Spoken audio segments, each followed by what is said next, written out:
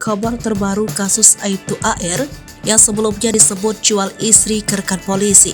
Kini sang istri telah mencabut laporannya. Melalui kuasa hukumnya, sang istri merasa tidak pernah dijual oleh sang suami.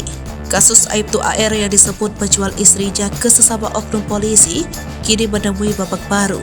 Sang istri yang diketahui berinisial MH 41 tahun kini mencabut laporannya pada Senin 9 Januari 2023. Bukan hanya soal pencabutan laporan, Polda Jatim pun mengungkap fakta baru soal kasus ini.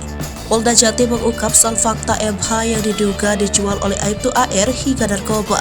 Seperti diketahui, istri Aibtu AR yang diduga menjadi korban kekerasan seksual dan mencabut laporannya.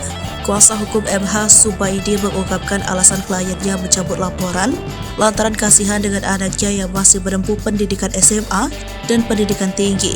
Selama menempuh pendidikan, Subaidi mengatakan anak dari kliennya sering ditanyai oleh temannya perihal kasus yang menjerat Aibtu AR. Bahkan imbas dari viralnya kasus tersebut, anak dari MH tidak keluar rumah hingga tak mau masuk sekolah dan kuliah kembali. Di sisi lain, Subaidi mengaku MH telah merasa puas atas penahanan terhadap Aibtu AR oleh Propam Polda Jatim. Menurut MH, ditahannya sang suami dianggap sudah memberikan efek jera agar menyadari kesalahannya. Selain itu, Subaidi juga mengungkapkan kliennya itu sudah memaafkan perihal perbuatan Aibtu AR. Alasan lain pencabutan laporan tersebut juga karena MH mempertimbangkan nama baik keluarganya yang kini disebut telah tercoreng. Hal tersebut kata Subaidi lantaran media yang memberitakan bahwa MA dijual oleh Aibtu AR sehingga dianggap menjadi penyebab nama baik keluarganya hancur.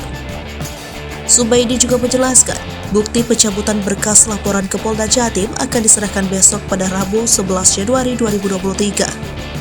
Kendati demikian, pencabutan laporan oleh MH tidak membuat proses hukum terhadap Aibtu AR berhenti.